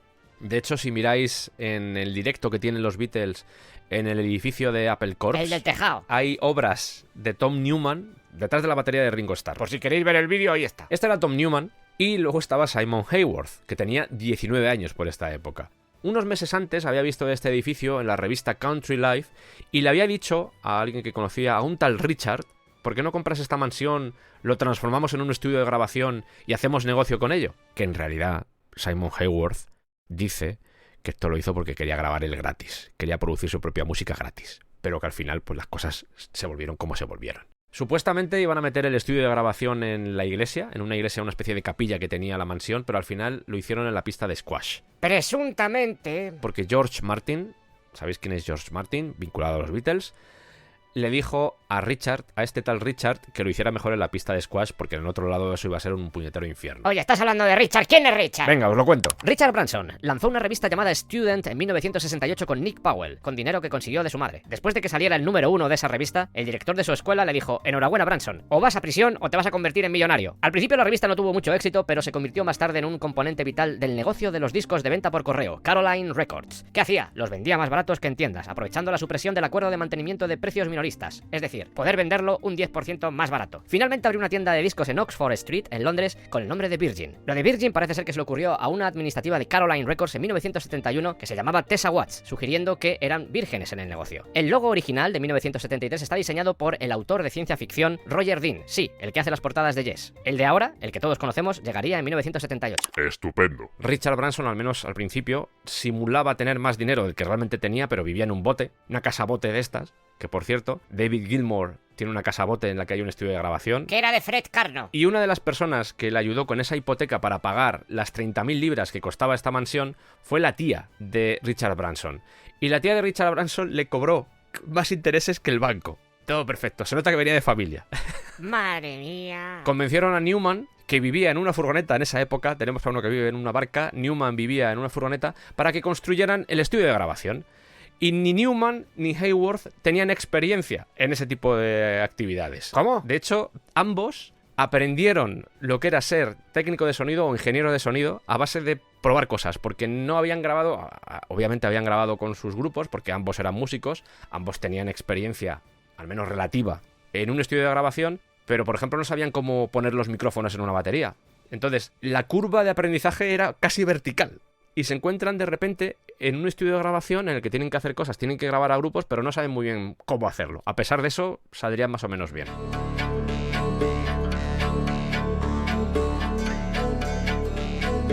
Bueno, pues tenemos a Simon Hayworth, tenemos a Tom Newman y por supuesto tenemos a Mike Oldfield, que conoce a los dos, hace buenas migas con ellos, se da cuenta de que son buena gente, seguramente porque estaban igual de acojonados que él. Recordemos que Mike Oldfield, cuando llega a este Manor Studio, todavía hay golpes en el estudio de grabación porque lo están montando y al día siguiente o 2 días después se supone que tienen que empezar a grabar, a registrar el disco. Que spoiler, he buscado si realmente se grabó este disco y no salió nada de las sesiones con la Arthur Lewis Band. Mike, enséñale la maqueta a estos dos, enséñasela. Pues sí, total, no pierdo nada. Esto de enseñar las demos, esto de mover las demos, yo deduzco que fue un periodo de tiempo más largo. Después de enseñárselo a Simon Hayworth y a Tom Newman Él siguió mostrando esas demos a mucha más gente, pero vamos a quedarnos con que se la enseña a ellos. Espera. ¿Qué pasa, Mike? Que no las tengo aquí. ¿Cómo que no las... ¿Las maquetas? Que no las tengo aquí conmigo. ¡Ostras! Las tengo en casa de mi madre. ¿Y ahora qué hacemos? El chofer. Y este señor, la persona que le había llevado al final al estudio de grabación, decide retornar a su casa a por esa maqueta, para que pueda llevarla. Os dais cuenta de que al final pequeños detalles pueden cambiar la vida de una persona. Y si este señor, por ejemplo, no se le hubiese ocurrido hacer este camino de 3 horas, porque eran 3 horas, a casa de Mike Oldfield, simplemente por una maqueta, seguramente no existiría Tubular Bells. Y cuando lo piensas dices, ostras. Así que le debe bastante a este señor, del que por cierto no se acuerda el nombre. Mike, muy mal, aunque me imagino que estabas tú como en esta época como para recordar cosas. Ni para hacer chope estaba yo. Les pone la demo y la escuchan con atención. No paran la música y la rebobinan y le dicen no, porque somos majos. Y no mencionan la frase tan terrorífica y tan repugnante como es la de esto no se puede vender. Incluso les gusta. Y claro, él es consciente de que va a estar unos días en ese estudio de grabación, pero que después se va a ir.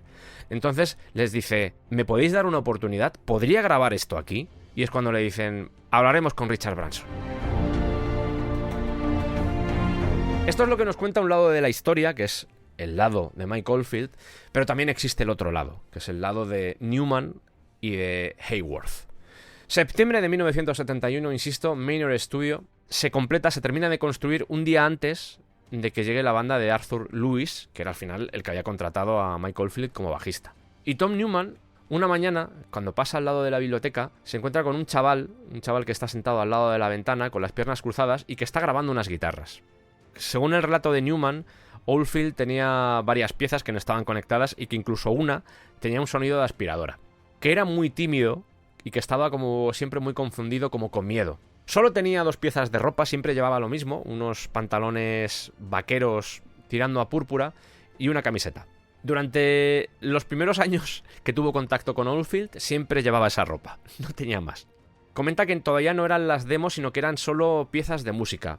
Y esto se confronta con lo que cuenta Mike Oldfield, porque Mike Oldfield dice que el chofer, este Roddy, le llevó a su casa y trajo las maquetas, por lo que la versión de Mike Oldfield no encaja del todo con la de Newman. Es posible que lo de Mike Oldfield sucediera después, pero entiendo que si estaba grabando o estaba haciendo overdubs de guitarras para las demos, entiendo que es porque al final tenía algún tipo de muestra, llevaba algún tipo de muestra musical consigo. Así que estas 2 versiones como que no acaban de encajar, pero una vez más quedémonos con el resultado final, que es que Newman y Hayworth hacen copia de esas demos y le prometen a Oldfield que van a hablar con Richard Branson y con su compañero de negocios, que es Simon Draper, sobre ello.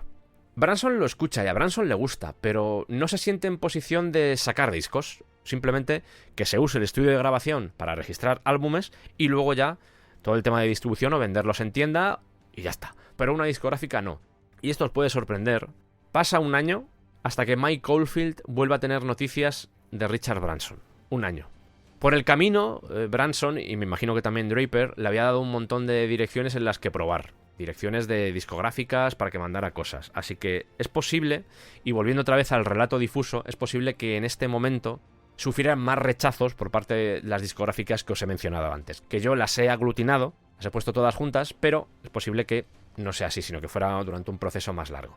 Sí narra, sobre todo Hayworth y Newman, que Oldfield estaba bastante fastidiado. Parecía que en cualquier momento se iba a echar a llorar y que, a pesar de que se lo llevaban al pub y le invitaban a Guinness para que se abriera, para que hablara, que a veces funcionaba, de hecho se relajaba y entonces podía conversar sin problemas, que en el momento en el que aparecía alguien y se unía a la conversación o se unía a ese grupo que estaba tomando Guinness en un pub, pues que volvía otra vez el Mike Oldfield silencio.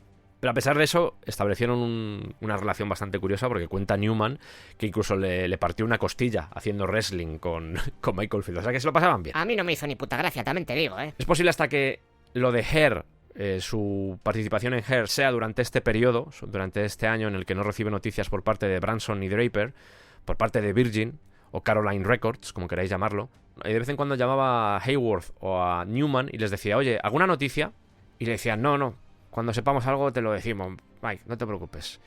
Seguía viviendo con su madre, el alcohol era lo único que le salvaba de los ataques, de esos ataques de pánico que sufría bastante, y las semanas fueron pasando, los meses fueron pasando, y al final, pues, como decía antes, ese rechazo continuo por parte de todo el mundo le empezó a pasar factura.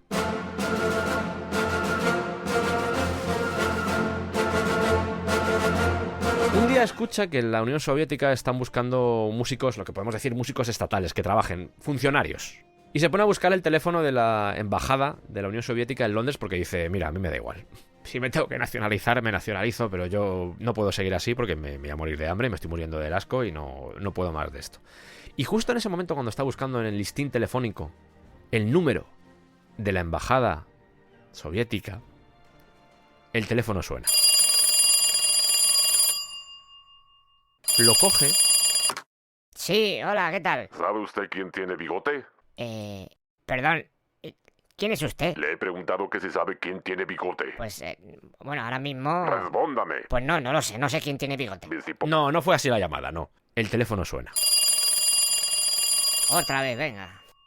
Lo coge y una voz al otro lado le dice, hola, soy Simon Draper de Caroline Records. Hemos escuchado tu maqueta y nos gustaría que vinieses a la casa que tiene en Little Venice Richard Branson y allí hablamos si quieres un poco de esta demo. Mike Oldfield, a medida que fue conociendo después a Richard Branson, se dio cuenta de que seguramente esto de que de repente se interesaran por él nació más de Simon Draper que del propio Richard Branson, porque si algo deja claro todo el rato Oldfield es que Richard Branson no tiene ni idea de música. No tiene ni puta idea. Y estas palabras las he encontrado corroboradas por parte de Simon Draper, que dijo, si nadie está interesado, ¿por qué no lo hacemos nosotros? Tenemos las tiendas, sí, pero oye, ¿por qué no lo intentamos? Y de ese por qué no lo intentamos, viajamos a esa casabote, a ese bote que está ahí flotando con Mike Oldfield diciendo, ¿qué hago yo aquí? ¿Qué es esto? ¿Me van a matar? ¿Por qué he aceptado esto? Y Richard, que le dice algo así como, ¿qué necesitas para hacer el disco? ¡Ay! Apúntalo en este papel.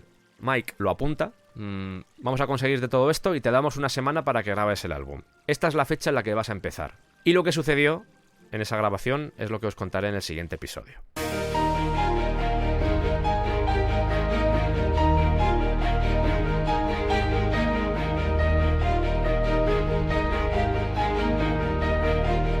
Porque hemos llegado al final de este capítulo, un capítulo intenso, con una historia que igual ahora te ayuda a percibir Tubular Bells de otra forma. Sabes que el objetivo de este tipo de episodios es ver la tramoya que se esconde detrás de estas obras maestras, de estas melodías que han dejado una huella indeleble en varias generaciones, y al mismo tiempo intentar dar sentido a algo que a priori habita en lo abstracto, como es el universo de las emociones, porque esto es música al final, es arte, y se trata de sentir cosas. En un mundo en el que las inteligencias artificiales están comenzando a utilizarse para sustituir a los artistas, ya sean escritores, ilustradores o músicos, volver a los orígenes, asistir a lo que es la semilla de la creación, del acto creativo en sí mismo, tiene más peso de lo que puede parecer en un principio. Lo he dicho muchas veces, el arte nos hace humanos, y fue un humano el que creó esta música. Un humano que utilizó esa música como un refugio en el que poder sobrevivir. Una manera de darle sentido al caos y al dolor que le rodeaba. Porque la música tiene ese poder, y aunque Mike Oldfield estuviera sumergido en la tormenta, en su tormenta, estaba creando sin ser consciente de ello, no solo un abrigo para sí mismo, sino un cobijo para toda la humanidad. Tubular Bells es un lugar amistoso al que regresar en momentos de oscuridad, al menos para mí. Y por eso había que contar esta historia, por eso había que relatar todas las cosas que le llevaron a Mike Oldfield a crear algo así. Porque la vida trae consigo obstáculos, es así, pero el arte siempre va a ser esa mano tendida que surge de la luz para sacarnos del pozo. Recuerda que en el siguiente episodio vamos a hablar de la primera parte de este disco, de la cara A, contando anécdotas sobre la grabación, escuchando las pistas, porque tengo las pistas y créeme, estoy muy emocionado con esto. Y es posible hasta que os enseñe una cosa que tiene mucho tiempo, pero que me hace ilusión mostrar. De momento no voy a decir nada más, ¿vale? Por cierto, seguimos con los directos de Twitch, 3 días a la semana, martes, jueves y domingo, por si te apetece pasarte. Hay buen ambiente, escuchamos música, hablamos de cine, lo que viene a ser el descampado. Si queréis tener más información podéis seguirme en las redes y simplemente ya despedirme, darte las gracias una vez más por estar ahí, por el apoyo y por haberme elegido para contarte esta historia. Pásalo bien, disfruta y nos vemos en 3 semanas seguramente. ¡Un abrazo!